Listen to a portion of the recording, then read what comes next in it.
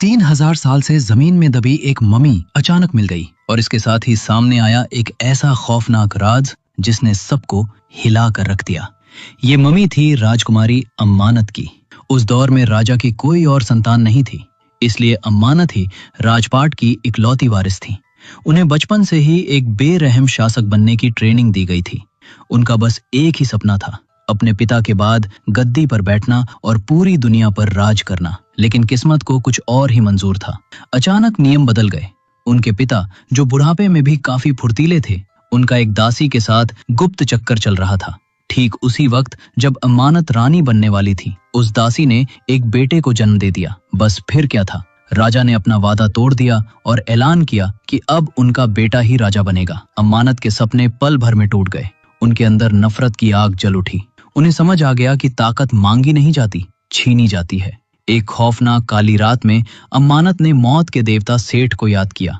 उन्होंने अपना खून चढ़ाकर शैतान से हाथ मिला लिया। बदले में उन्हें मिला एक लाल रत्नों वाला खंजर, जिसे रूह निगलने वाली तलवार कहा जाता था। जैसे ही उन्होंने उस तलवार को छुआ, उनके जिस्म में एक बर्फीली लहर दौड़ गई। उनके शरीर पर मौत के खौफनाक निशान उभर आए। जादुई काली ताकतें उनकी खाल पर रेंगने लगी और उनकी चमकती आंखें बिल्ली जैसी पीली और डरावनी हो गई। अब उनके पास मौत और बीमारियों को कंट्रोल करने की काली शक्ति आ चुकी थी। इसी राक्षसी ताकत के दम पर उन्होंने महल में कत्लेआम मचा दिया। उन्होंने न सिर्फ अपने पिता को खत्म किया, बल्कि उस छोटे से मासूम भाई को भी मार डाला जो उनकी गद्दी के बीच आ रहा था। बाप और भाई को रास्ते से हटाने के बाद अम्मानत को बस एक आखिरी काम करना था। समझौते के मुताबिक उसे किसी जवान आदमी को चुनकर उसकी छाती में वो रूह निगलने वाला खंजर घोंपना था। ऐसा करते ही मौत का देवता उस आदमी के शरीर में उतर आता और फिर अम्मानत उसके साथ मिलकर पूरी दुनिया पर राज करती। लेकिन पासा पलट गया।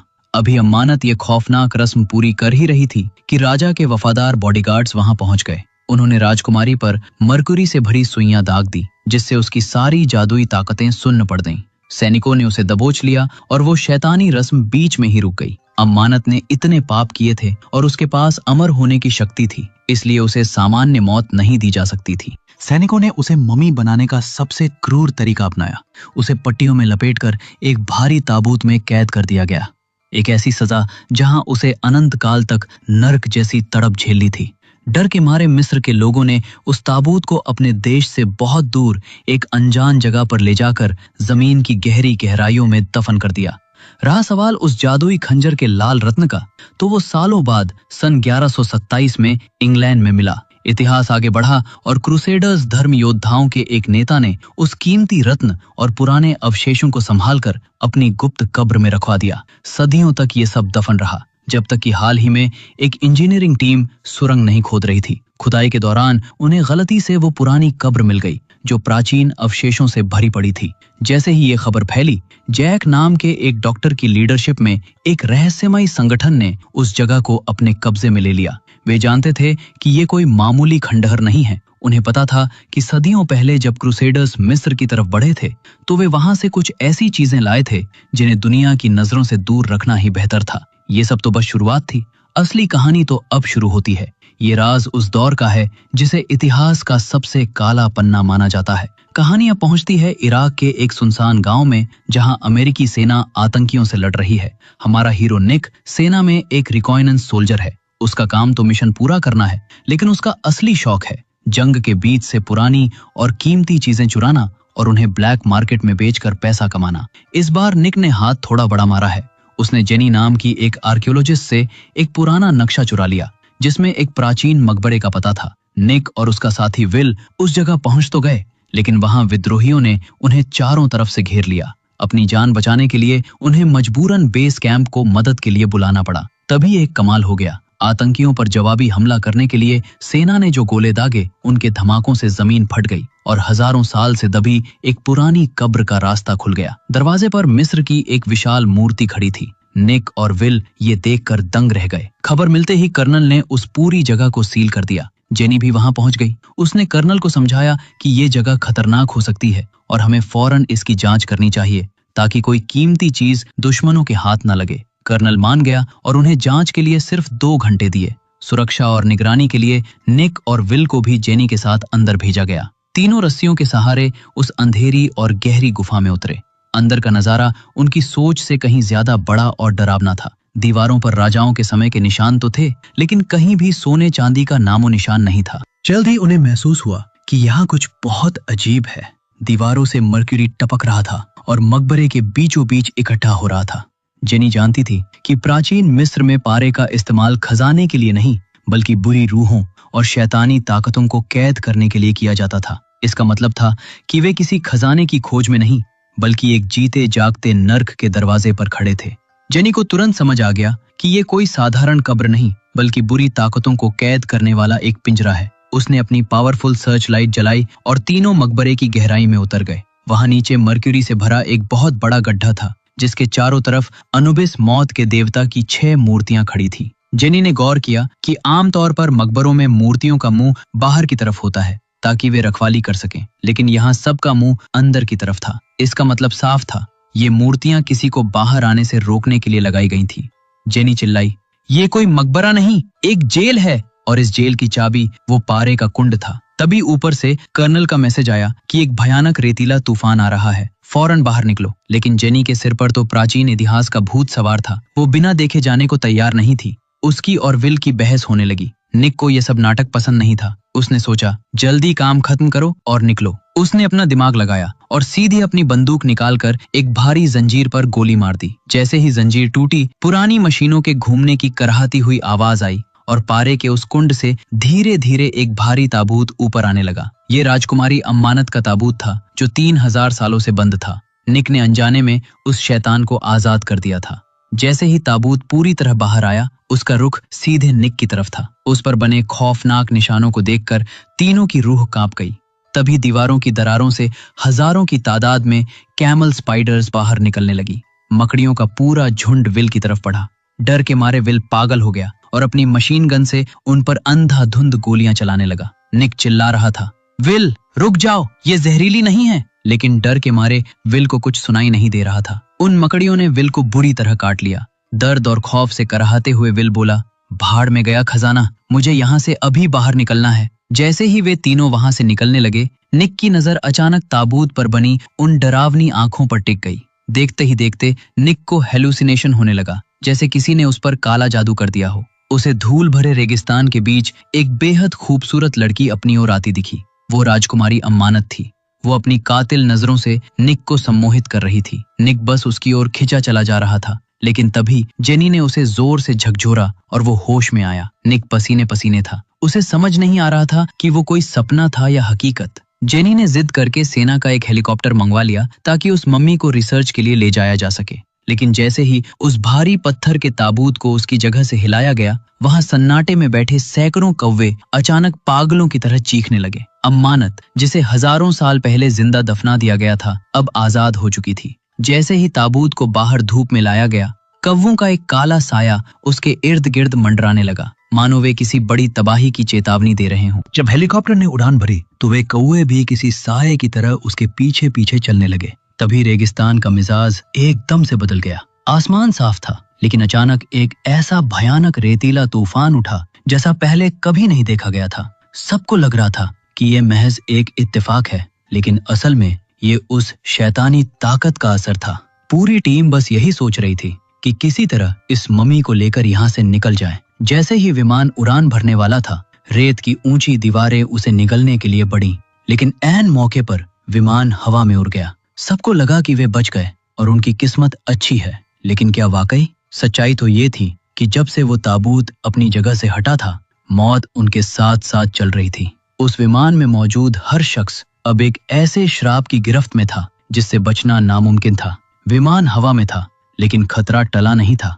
विल, जिसे मकबरे में मकड़ी ने काटा था, उसकी हालत बिगड़ती जा रही थी। उसकी आंखें ऊपर की ओर चढ़ गई थी और वो बार बार बेहोश हो रहा था। लेकिन निक का ध्यान उस पर नहीं था। निक तो जेनी की बातों में खोया हुआ था।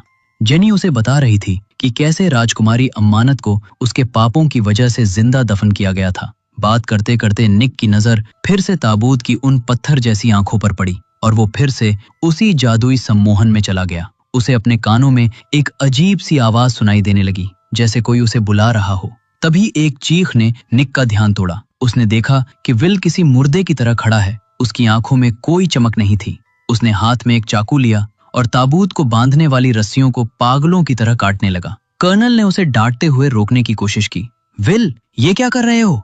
लेकिन विल पर तो जैसे कोई भूत सवार था। उसने बिना सोचे समझे कर्नल पर चाकू से हमला कर दिया। निक चिल्लाया और उसे शांत करने की कोशिश की, लेकिन विल अब वो इंसान नहीं रहा था जिसे निक जानता था। उसने कर्नल को जान से मार दिया और अब खंजर लेकर निक और बाकी लोगों की तरफ बढ़ने लगा। विमान में मौजूद सैनिकों ने तुरंत अपनी बंदूकें तान दी, लेकिन किसी की हिम्मत नहीं हो रही थी कि गोली चलाए। हवा के कम दबाव वाले केबिन में अगर एक भी गोली गलती से विमान की दीवार पर लग जाती तो विमान हवा में ही फट जाता और सब मारे जाते। निक ने झपट्टा मारकर एक सैनिक की बंदूक छीन ली और विल को पीछे हटने के लिए कहा, लेकिन विल की इंसानियत मर चुकी थी। वो एक आदमखोर की तरह जेनी पर हमला करने के लिए झपटा। उसकी आंखों में अब सिर्फ खून सवार था। साफ था कि राजकुमारी अम्मानत ने उसे अपनी कठपुतली बना लिया था। जेनी की जान बचाने के लिए निक के पास कोई रास्ता नहीं बचा था। कांपते हाथों से उसने ट्रिगर दबा दिया। गोली विल को लगी, लेकिन ताज्जुब की बात यह थी कि गोली लगने के बाद भी विल को कोई फर्क नहीं पड़ा। वो किसी ज़ोंबी की तरह हमला करता रहा। तभी एक और जोरदार धमाका हुआ। पूरा विमान ऐसे हिला जैसे उसे किसी विशाल चीज ने टक्कर मारी हो। निक ने खिड़की से बाहर झांका तो देखा कि इंजन से काला धुआं निकल रहा है। वे भागकर पायलट के केबिन में गए, जहां अनुभवी पायलट भी सन्न थे। विमान अपने रास्ते से भटक चुका था और इंग्लैंड के ऊपर उड़ रहा था। अचानक हजारों कौवों ने विमान की खिड़की पर सुसाइड अटैक कर दिया। पंछी अपनी जान देकर खिड़की के शीशे तोड़ रहे थे। देखते ही देखते आसमान में एक घना काला बादल छा गया, पर वो बादल नहीं बल्कि लाखों कौवों का झुंड था। उन्होंने पायलटों पर हमला कर उन्हें वहीं मार डाला। बिना पायलट के वो विशाल सी 130 हेरक्युलिस विमान बेकाबू होकर जमीन की तरफ गिरने लगा। विमान के परखच्चे उड़ने लगे और अंदर का प्रेशर इतना बढ़ गया कि केबिन फटने लगा। मौत सामने देख निक ने एक पल की भी देरी नहीं की। विमान में सिर्फ एक पैराशूट बचा था। उसने बिना सोचे समझे वो पैराशूट जेनी को पहनाया और उसे विमान से बाहर धक्का दे दिया। अगले ही पल विमान एक जोरदार धमाके के साथ क्रैश हो गया। सबको लगा कि निक उस मलबे में मारा गया। जेनी चमत्कारिक रूप से बच गई। कुछ समय बाद उसे अस्पताल के मुर्दा घर बुलाया गया ताकि वो हादसे में मारे गए लोगों की शिनाख्त कर सके। चारों तरफ सन्नाटा और मौत की गंध थी। तभी अचानक एक बॉडी बैग के अंदर हलचल हुई।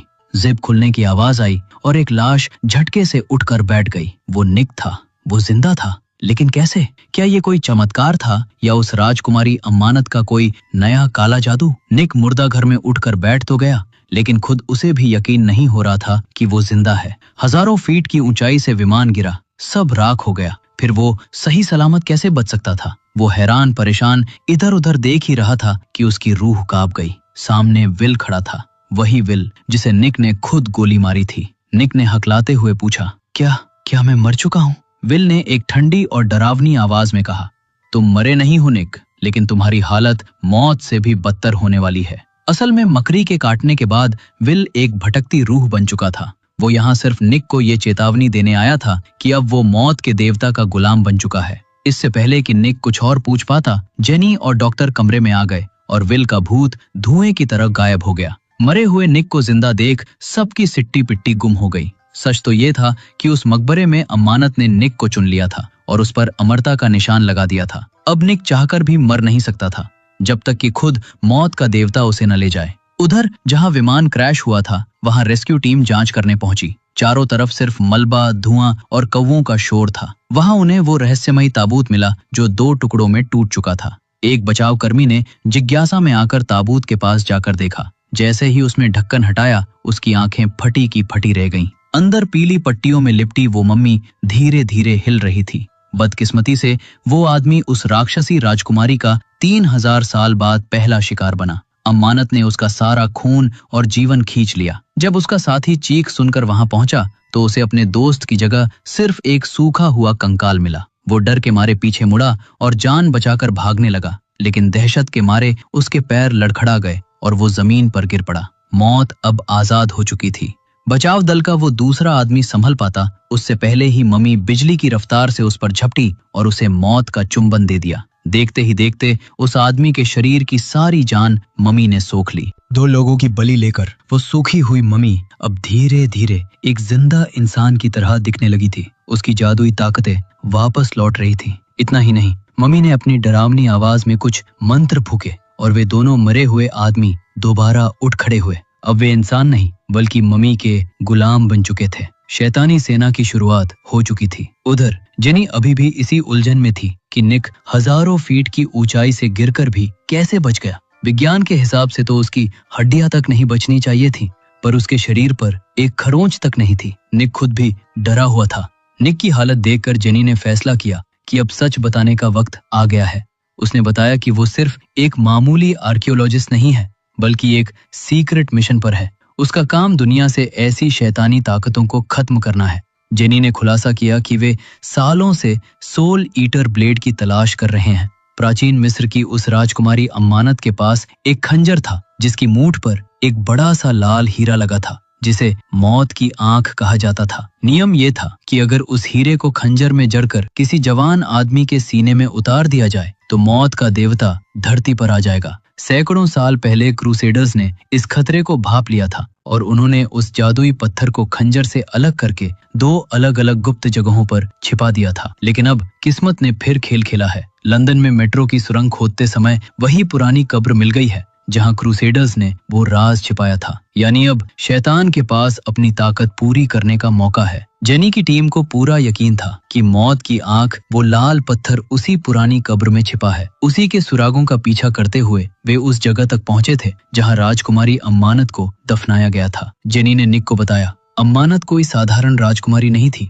गद्दी के लालच में उसने मौत के देवता सेठ से हाथ मिला लिया था। उसने अपने सगे बाप और मासूम भाई का कत्ल कर दिया ताकि वो एक शैतानी ताकत को धरती पर ला सके। उसे रंगे हाथों पकड़ा गया और जिंदा मम्मी बनाकर पत्थर के ताबूत में इसीलिए ठूस दिया गया ताकि वो कभी बाहर ना आ सके। अगर वो आजाद हो गई तो पूरी दुनिया को शमशान बना देगी। निक को ये सब बातें किसी पुरानी फिल्म की कहानी जैसी लग रही थी। उसे यकीन नहीं हो रहा था, लेकिन तभी उसे कमरे के कोने में फिर से विल, उसका मरा हुआ साथी, दिखाई दिया। विल उसे बार बार इशारे से बुला रहा था। निक को लगा कि शायद थकान की वजह से उसे हेलुसिनेशन हो रहा है, पर वो खिंचा चला गया और सीधे लेडीज टॉयलेट में घुस गया। वहां जैसे ही विल की रूह उसके सामने आई और उसकी बर्फीली सांसें निक के चेहरे से टकराईं, निक की सिट्टी पिट्टी गुम हो गई। उसे समझ आ गया कि ये सपना नहीं है। विल ने उसे एक डरावनी सच्चाई बताई। निक, तुम विमान हादसे में इसलिए नहीं बचे क्योंकि तुम्हारी किस्मत अच्छी थी, बल्कि इसलिए क्योंकि तुम पर उस मम्मी का श्राप लग चुका है। अब तुम ना तो जी सकते हो ना चैन से मर सकते हो। निक घबराकर चिल्लाया, पर मुझ पर ही क्यों?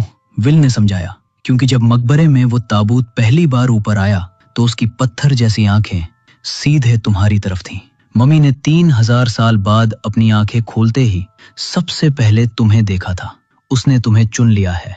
अब इस श्राप से बचने का सिर्फ एक ही रास्ता है, वही करो जो वो मम्मी तुमसे चाहती है। निक अब पूरी तरह समझ चुका था कि वो मौत के देवता के लिए चुना हुआ एक शिकार है। अगर राजकुमारी अम्मानत उस जादुई खंजर को निक के सीने में उतार देगी तो निक की आत्मा खत्म हो जाएगी और उसके शरीर में साक्षात मौत का देवता सेठ जन्म ले लेगा। विल की रूह चिल्लाई, आओ और पूरी दुनिया को तहस नहस कर दो। निक ये सुनकर सुन पड़ गया। उसे यकीन नहीं हो रहा था कि उसके साथ क्या हो रहा है। तभी उसे हेलुसिनेशन होने लगा। उसे लगा कि सड़क के बीचों बीच से एक मम्मी निकलकर उसकी तरफ पड़ रही है और उसके पीछे हजारों काले चूहों का लश्कर है। डर के मारे निक पागलों की तरह भागा और एक कार से टकराते टकराते बचा। जेनी ने उसे संभाला तो पता चला कि वहां कोई चूहा या मम्मी नहीं थी। निक का हौसला अब पूरी तरह टूट चुका था।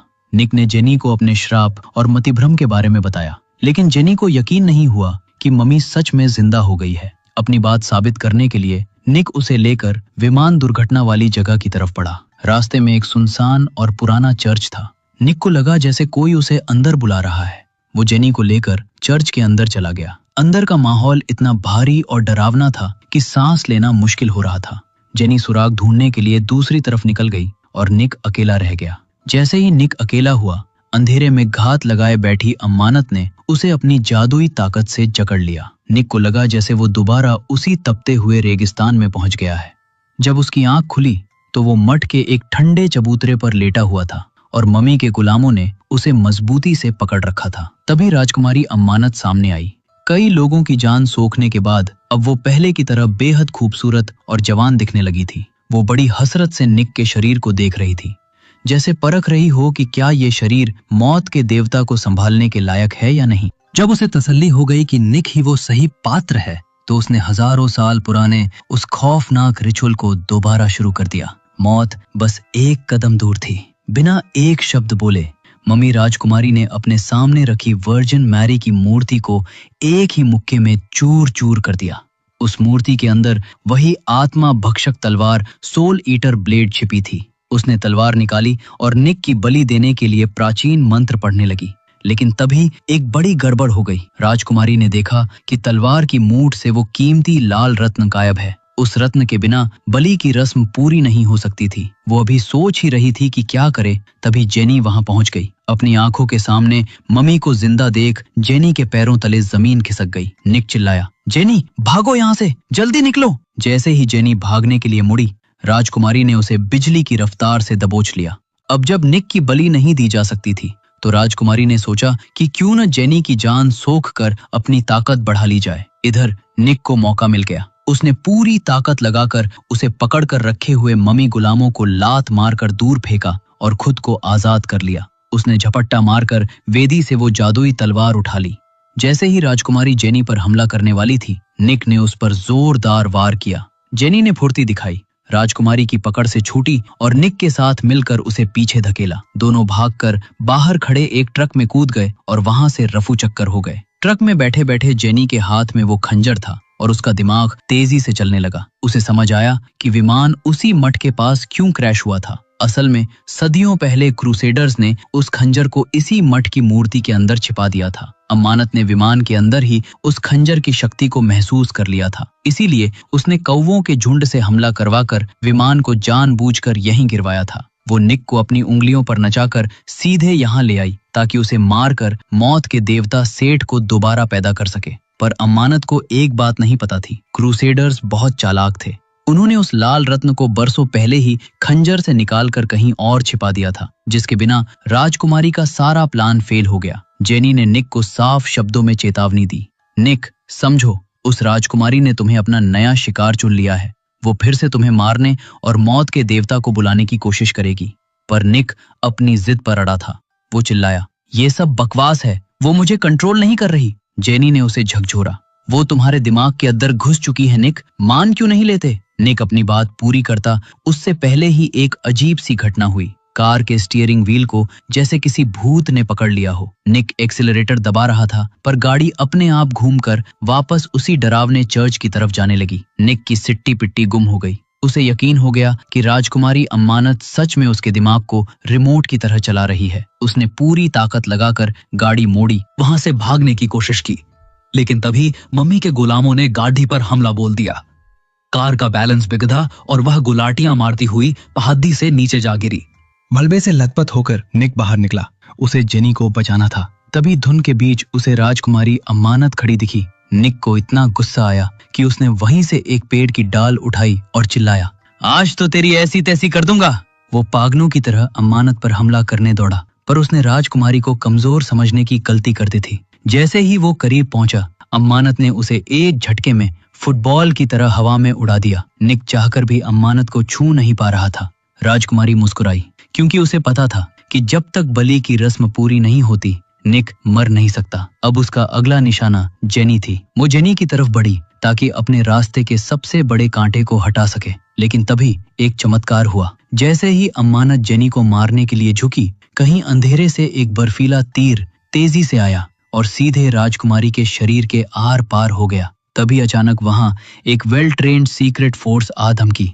ऐसा लग रहा था जैसे उन्हें राजकुमारी की एक एक नस के बारे में पता हो। वे जानते थे कि उसे मारना नामुमकिन है, इसलिए उन्होंने मर्क्यूरी से भरे तीरों की बौछार कर दी। पारे के असर से अमानत की जादुई ताकत सुन्न पड़ गई। फिर उन्होंने आत्मा बांधने वाली रस्सियों से उसे ऐसा जकड़ा कि वो हिल भी ना सके। भाड़े के सैनिकों ने जेनी को बचा लिया, लेकिन निक कुछ समझ पाता उससे पहले ही उसे एक बेहोशी का इंजेक्शन ठोंक दिया गया। जब निक की आंख खुली तो वो एक हाई टेक सीक्रेट लैब में था। वहां का नजारा देखकर उसके होश उड़ गए।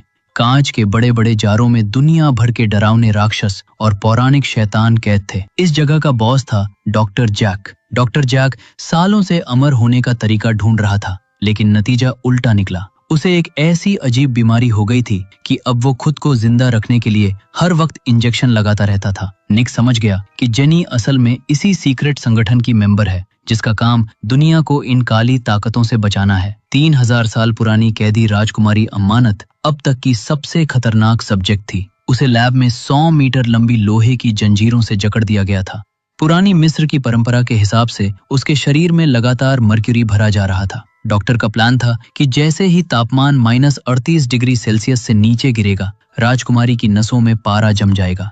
उसके बाद वे उसका शरीर काटकर ये पता लगाएंगे कि आखिर उसकी अमरता का राज क्या है। निक चिल्लाया, पर मेरा क्या होगा? डॉक्टर ने ठंडे दिमाग से कहा, तुम तो शैतान का शरीर बनने वाले हो और सिर्फ हम ही तुम्हें बचा सकते हैं। तभी लैब के सन्नाटे में अम्मानत की आवाज गूंजी। उसने निक की आंखों में गहराई से देखा और उसे फिर से उसी हेलुसिनेशन की दुनिया में खींच लिया। अम्मानत उसे बहकाने लगी, मैं तो तुम्हें अमर करने वाली थी, तुम्हें भगवान बनाने वाली थी, और ये लोग तुम्हें मारना चाहते हैं। जब निक ने उसे उसके पिता और भाई के कत्ल की याद दिलाई तो अम्मानत ने कुछ ऐसी बातें कहीं कि निक का दिल पसीजने लगा। उसे पहली बार उस राजकुमारी के प्रति एक अजीब सा खिंचाव और अपनापन महसूस होने लगा। मजे की बात ये पता चली कि निक का पिछला जन्म भी मौत के देवता से जुड़ा हुआ था। अम्मानत ने निक को फिर से अपने माया जाल में फंसाना शुरू किया। उसने निक के कान में फुसफुसाया, अगर तुम मेरे साथ मिल जाओ और देवता सेठ को अपने शरीर में बुला लो तो तुम पूरी दुनिया के मालिक बन जाओगे। मौत भी तुम्हारे कदम चूमेगी और मैं हमेशा तुम्हारी बनकर रहूंगी।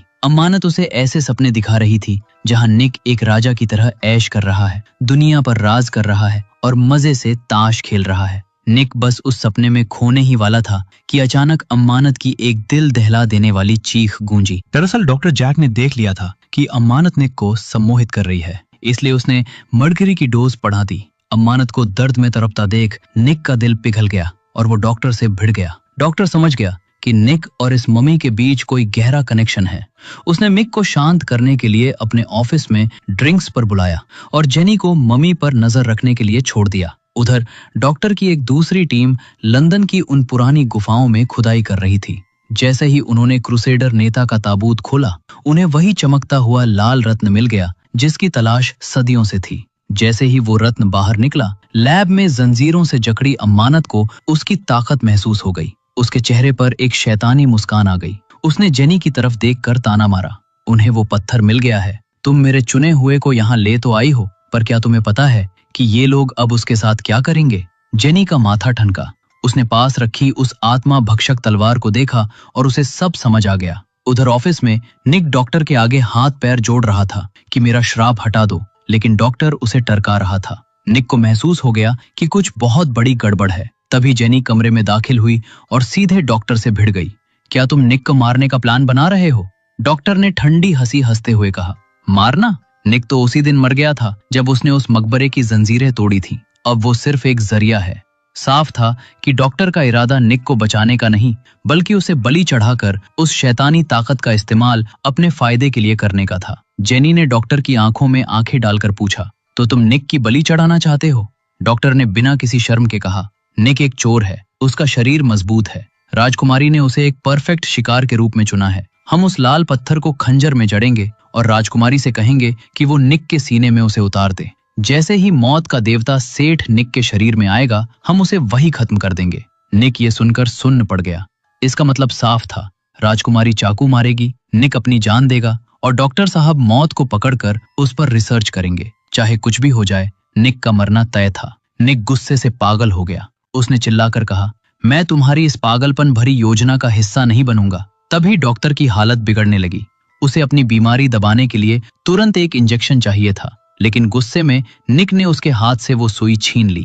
बिना दवाई के डॉक्टर का मानसिक संतुलन बिगड़ गया और उसके अंदर की बुरी शक्तियां जाग गईं। वो किसी दरिंदे की तरह बर्ताव करने लगा। गार्ड्स ने इमरजेंसी अलार्म बजाकर दफ्तर को सील कर दिया, लेकिन निक अंदर ही फंस गया। अब सामने एक पागल डॉक्टर था जो इंसान नहीं लग रहा था। निक ने उसे 2 जोरदार मुक्के जड़े, पर उस पर कोई असर नहीं हुआ। उस शैतानी डॉक्टर ने निक को बुरी तरह पीटना शुरू कर दिया। जेनी बाहर कांच के पीछे से खड़ी सब देख रही थी, पर वो कुछ कर नहीं पा रही थी। जब निक बिल्कुल बेहोश होने वाला था और डॉक्टर उसका गला घोंट रहा था, तभी निक का हाथ मेज पर पड़ी उस सिरिंज पर पड़ा। उसने पूरी ताकत लगाकर वो इंजेक्शन डॉक्टर की गर्दन में घोंप दिया। दवाई अंदर जाते ही डॉक्टर का पागलपन शांत हुआ और वो होश में आकर लड़खड़ाने लगा। निक की जान बाल बाल बची। राजकुमारी अमानत कोई मामूली मम्मी नहीं थी। उसकी आंखों की दोहरी पुतलियां चीख चीख कर कह रही थी कि उसके पास शैतानी ताकतें हैं। वैज्ञानिकों ने उसे लोहे की जंजीरों में जकड़ कर उसके शरीर में जहरीला मर्क्यूरी भर दिया था ताकि वो हिल न सके। पर अमानत उनसे 2 कदम आगे थी। उसने मन ही मन एक पुराना मंत्र पढ़ा और सीवर से एक छोटी सी मकड़ी को बुला लिया।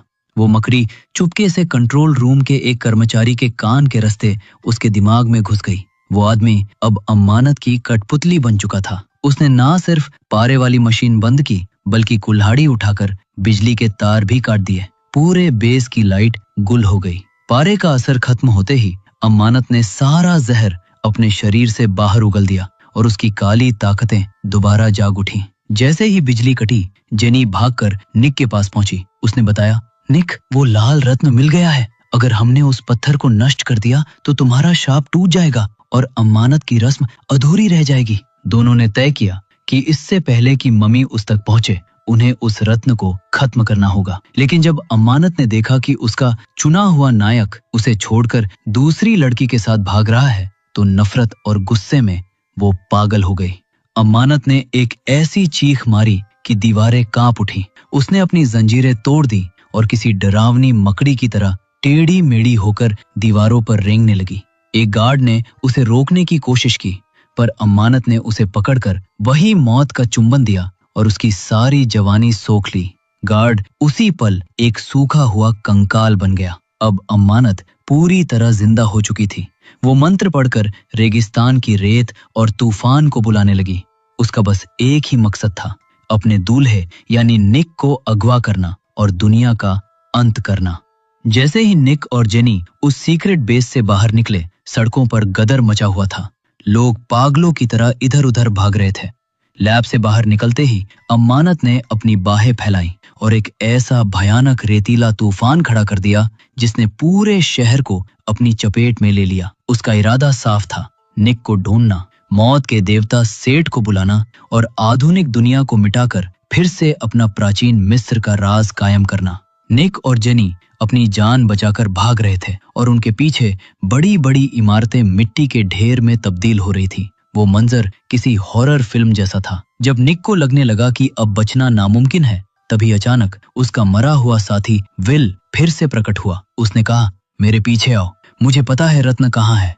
वे अभी कुछ ही कदम चले थे कि एक बेकाबू बस उनकी ओर तेजी से बढ़ी। निक ने फुर्ती दिखाई और जेनी को धक्का देकर बचा लिया, लेकिन खुद बस के नीचे आ गया। पर भाई, निक अब कोई मामूली इंसान नहीं था। उसे खरोंच तक नहीं आई।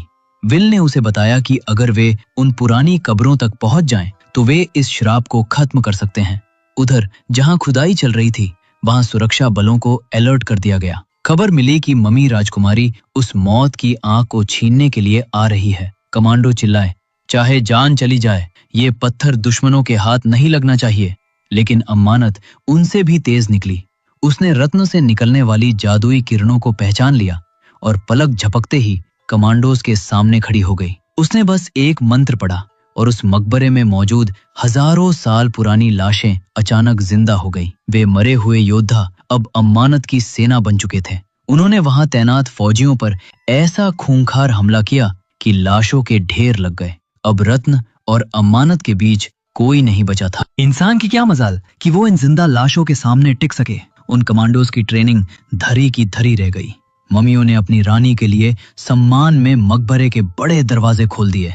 अमानत ने जैसे ही अंदर कदम रखा, हजारों जिंदा लाशें उसके सम्मान में घुटनों के बल झुक गईं। आखिर उसे वो मिल ही गया जिसका उसे इंतजार था, मौत की आंख। उसने कांपते हाथों से उस लाल पत्थर को अपने खंजर में जड़ दिया। अब वो जादुई तलवार फिर से पूरी तरह तैयार थी। बस एक काम बाकी था, निक के सीने में ये खंजर उतारकर दुनिया का अंत करना। उधर निक, जिसे अपना दोस्त समझकर पीछे पीछे आ रहा था, उसे सुरंग के पास पहुंचते ही एक बड़ा झटका लगा। उसे समझ आ गया कि विल ने उसे धोखा दिया है। विल उसे बचाने नहीं बल्कि अमानत की गोद में बलि चढ़ाने के लिए यहाँ लाया था। विल ठंडी आवाज में बोला, निक, अमानत तुम्हें कभी जिंदा नहीं छोड़ेगी और तुम इस जेनी को कभी नहीं बचा पाओगे। तभी मम्मियों के एक झुंड ने उन पर हमला कर दिया। निक अपनी जान बचाने के लिए सुरंगों में भागा। भागते भागते उसने देखा कि जेनी भी मम्मियों के बीच घिरी हुई है। निक ने अपनी फुर्ती दिखाई और लड़ते हुए जेनी को वहां से निकाला। जेनी चिल्लाई, तुम्हें यहाँ नहीं होना चाहिए था निक। निक बहादुर तो था और उसने कई मम्मियों को धूल भी चटाई, लेकिन उनकी तादाद बढ़ती ही जा रही थी। जैसे एक खत्म होता 4 और आ जाते। अपनी जान बचाने के चक्कर में निक और जेनी भागते भागते मकबरे की और भी गहरी और अंधेरी सुरंगों में घुस गए। उन्हें अंदाजा भी नहीं था कि वे खुद भागकर अपनी आजादी की तरफ नहीं, बल्कि सीधे अमानत के बिछाए हुए जाल में जा रहे थे। राजकुमारी ऊपर खड़ी मुस्कुरा रही थी, क्योंकि उसका शिकार अब उसके ठीक नीचे था। अचानक एक काली परछाई बिजली की रफ्तार से आई और निक और जेनी को बर्फीले पानी की गहराइयों में फेंक दिया। जैसे तैसे वे पानी से बाहर निकलने की कोशिश कर ही रहे थे कि जेनी को संभलने का मौका भी नहीं मिला। राजकुमारी अमानत पानी के अंदर से ही किसी साए की तरह निकली और जेनी को खींच कर ले गई। निक पागलों की तरह पानी में हाथ पैर मारता रहा, पर अमानत ने उसे रोकने के लिए अपनी मम्मी सेना पीछे लगा दी। जब तक निक आजाद होकर सतह पर आया, उसे जेनी का बेजान शरीर पानी पर तैरता हुआ मिला। उसने जेनी को बाहों में भर लिया, पर उसकी धड़कनें रुक चुकी थीं। मम्मी के गुलामों ने निक को घसीटकर उस डरावनी वेदी तक पहुंचाया। अंधेरे से मुस्कुराती हुई अमानत बाहर निकली और ठंडे लहजे में बोली, निक, इस मामूली इंसान के लिए रोना बंद करो। बुढ़ापा, बीमारी और मौत, इंसानी शरीर तो बस एक कूड़ा है। अंधेरे को गले लगाओ और मेरे साथ मिलकर मौत पर राज करो। निक अपनी प्रेमिका की मौत से टूट चुका था। उसने चीख कर कहा, ऐसी अमरता का मैं क्या करूंगा जिसमें जेनी ही ना हो। गुस्से में अमानत ने निक को एक जोरदार थप्पड़ जड़ा और उसे जमीन पर गिरा दिया। वो निक के पास झुककर फुसफुसाई, मैं तुम्हारा सारा दर्द खत्म कर दूंगी, बस मेरे सामने झुक जाओ। लेकिन निक का इरादा पक्का था। अमानत का सब्र जवाब दे गया और उसने निक की पिंडली की हड्डी तोड़ दी ताकि वो भाग ना सके। वो चिल्लाई, मेरी बात मानो निक, जब तुम भगवान बन जाओगे तब तुम मुझे शुक्रिया कहोगे। राजकुमारी को लग रहा था कि निक अब टूट चुका है और जेनी महज एक मरी हुई लाश है, लेकिन निक की आंखों में अब दर्द नहीं, बदले की आग थी। जैसे ही राजकुमारी का ध्यान भटका, निक ने रेंगते हुए जेनी की कमर में हाथ डाला और वहां छिपा वो आत्मा भक्षक खंजर झपट्टा मारकर निकाल लिया। राजकुमारी कुछ समझ पाती उससे पहले ही निक ने वो कीमती लाल रत्न जमीन पर पटक दिया। पत्थर में दरारें आ गईं। अमानत की रूह कांप गई, क्योंकि उसे पता था कि अगर एक बार और हुआ तो पत्थर चकनाचूर हो जाएगा और उसके हजारों साल का सपना मिट्टी में मिल जाएगा। जैसे ही निक रत्न तोड़ने वाला था, राजकुमारी चिल्लाई, रुक जाओ, अगर ये टूट गया तो सब खत्म हो जाएगा। तुम कभी भगवान नहीं भर पाओगे और ना ही कभी मरे हुए को जिंदा कर पाओगे। मरे हुए को जिंदा करना, ये शब्द सुनते ही निक के दिमाग की बत्ती जली। उसने पास पड़ी जेनी की लाश को देखा। निक ने एक बड़ा जोखिम लेने का फैसला किया। उसने वो आत्मा भक्षक तलवार राजकुमारी की ओर बढ़ाई, लेकिन जैसे ही अमानत ने हाथ बढ़ाया, निक ने खुद वो खंजर अपने ही सीने में उतार लिया। अनुष्ठान का आखिरी बलिदान पूरा हो गया। निक का शरीर बिजली के झटकों की तरह कांपने लगा। उस लाल पत्थर की सारी काली ताकत निक के रग रग में समा गई। पत्थर फीका पड़ गया और निक की आंखें भी अमानत की तरह 4 पुतलियों वाली हो गईं।